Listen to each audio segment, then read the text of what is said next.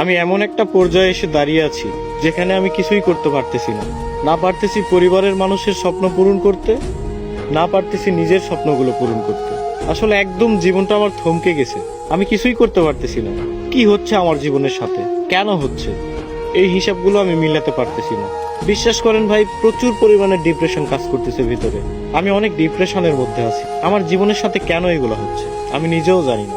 তবে একটা জিনিস কি, কোনো কিছুর হিসাব আমি মিলাতে পারতেছি না।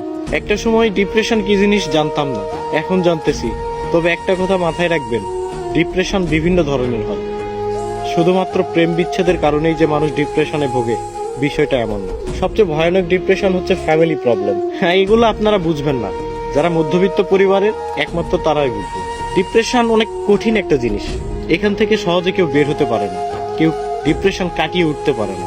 তবে আলহামদুলিল্লাহ, ধৈর্য ধরে আছি, ভালো কোনো একদিন আসবে।